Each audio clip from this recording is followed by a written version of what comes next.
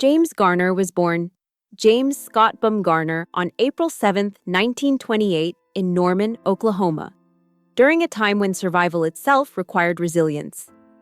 Growing up in the shadow of the Great Depression, Garner's early years were marked by hardship that would leave a lasting imprint on his character. When he was only 5 years old, his mother passed away unexpectedly, an emotional loss that forced him to mature far earlier than most children. His father struggled to keep the family stable, and young James often moved between relatives, learning independence through necessity rather than choice. Those early experiences fostered a deep empathy in Garner, shaping the quiet humility audiences would later recognize on screen. He learned to observe rather than boast, to listen rather than dominate. Long before Hollywood called his name, Garner was developing the grounded presence and emotional authenticity that would define his life and career. From battlefield to backlot before ever stepping in front of a camera, James Garner lived a life shaped by discipline and sacrifice. As a teenager, he left school early and joined the Merchant Marine, later enlisting in the U.S. Army during the Korean War. Combat left him wounded twice, earning him 2 Purple Hearts, but more importantly, it reshaped his understanding of courage. Garner rarely spoke of heroism with pride, believing true bravery didn't require attention or praise. War taught him restraint, humility, and an appreciation for quiet strength, qualities that later distinguished his performances. Unlike actors who glamorized toughness, Garner portrayed men who acted with principle rather than bravado. His experiences gave him an authenticity audiences could feel but rarely explain. When he returned home, unsure of his future, fate intervened gently, guiding him toward acting not as ambition, but as opportunity. An accidental star with maverick charm. James Garner never chased fame. It found him almost by accident. After moving to Los Angeles, he worked odd jobs and dabbled in modeling, learning the industry from the edges inward. A chance recommendation led to small television roles, where casting directors noticed his calm confidence and natural timing. Everything changed in 1957 when he was cast as Brett Maverick. Unlike traditional Western heroes, Maverick relied on wit instead of force, charm instead of bravado. Garner's relaxed delivery and subtle humor resonated with audiences instantly, making him a household name. What set him apart was his refusal to overplay masculinity. He felt real, approachable, and human. Maverick wasn't just a role, it was an extension of Garner's personality. Through that character, he quietly redefined what a leading man could be on television. A film career built on authenticity. Transitioning from television to film was no small feat, but James Garner managed it with remarkable ease. Throughout the 1960s, he built a filmography defined not by spectacle, but sincerity. In The Great Escape, he held his own among screen legends, while films like The Thrill of It All and Move Over, Darling showcased his gift for romantic comedy. Garner never relied on exaggeration. His performances thrived on restraint. Directors valued his professionalism, co-stars trusted his generosity, and audiences connected to his emotional honesty.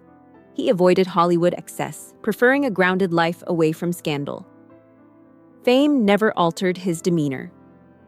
Instead, he treated acting as a craft, not a pedestal. Garner's success stemmed from consistency rather than ambition, earning him respect across generations without ever demanding the spotlight. Reinventing the television hero. In the 1970s, James Garner once again reshaped television with The Rockford Files. As Jim Rockford, he portrayed a private investigator who relied on intelligence, humor, and moral instinct, rather than brute force. Rockford lived modestly, disliked unnecessary violence, and often struggled financially, making him deeply relatable. Garner infused the role with warmth and realism, creating a character audiences trusted. The physical demands of the show were intense, yet Garner performed many of his own stunts, resulting in injuries that affected his long-term health. Still, his dedication never wavered. In 1977, his performance earned him an Emmy Award, cementing Rockford as one of television's most influential characters. More than entertainment, The role reflected Garner's belief that integrity and compassion mattered more than dominance. A love story that defied Hollywood odds. Behind the scenes, James Garner's life was anchored by a marriage that defied industry expectations. He met Lois Clark in 1956, and within 2 weeks, they married, beginning a partnership that would last nearly 6 decades. Garner often joked about the speed of their courtship, but he never questioned the certainty of his choice. Lois became his stabilizing force, offering balance to the unpredictability of Hollywood. Their marriage faced challenges, including brief separations, but mutual respect always guided them back together. Garner credited their longevity to honesty, space, and loyalty. Fame never eclipsed family. He embraced Lois's daughter from a previous marriage as his own and later cherished the birth of their daughter, Greta She. To Garner, love was commitment expressed quietly, day after day. The truth about Randolph. Scott James. Garner rarely spoke publicly about fellow actors, but when he did mention Randolph Scott, his words carried thoughtful clarity. Garner described Scott as one of Hollywood's most misunderstood figures, a man whose reserved nature often invited misinterpretation. Scott valued privacy, discipline, and professionalism, traits Garner deeply respected. He believed Scott let his work speak for itself, avoiding publicity and unnecessary explanation. On set, Scott was consistent, punctual, and respectful to everyone, regardless of status. Garner admired that steadiness, calling it a reflection of inner strength rather than emotional distance. Rumors never interested Garner.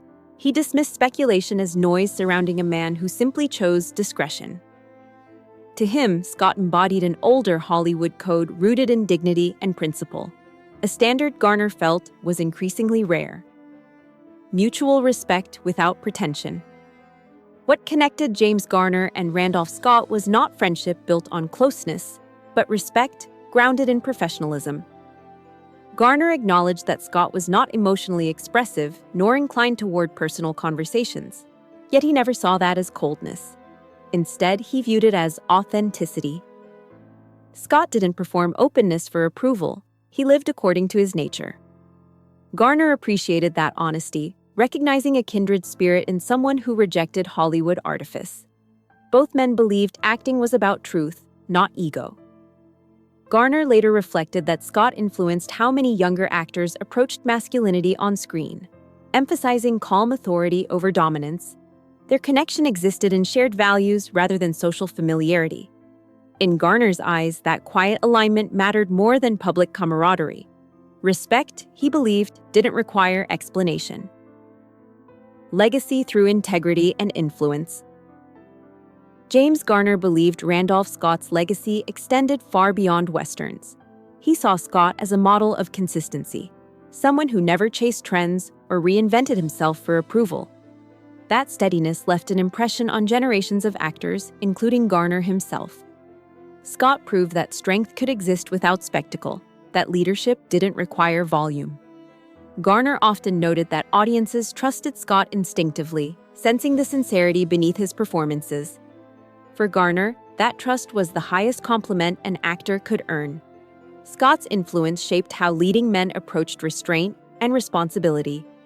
In speaking openly later in life, Garner wasn't revealing secrets. He was restoring balance to a misunderstood narrative. His words honored a colleague whose quiet discipline shaped Hollywood more than headlines ever could. A final chapter marked by love. James Garner passed away on July 19, 2014, just weeks before what would have been his 58th wedding anniversary. His death marked the end of a life lived with humility, purpose, and devotion. In his final years, his health declined, but his spirit remained grounded by family and enduring love. Lois remained by his side, protecting his privacy as he had always protected theirs. Friends noted that Garner faced aging with the same grace he brought to every role. His legacy is not defined by awards alone, but by integrity, consistency, and kindness. Through his reflections on Randolph Scott, Garner left behind one final truth. Greatness does not need noise. Sometimes it stands quietly, steady and unwavering, remembered not for what it demanded, but for what it gave.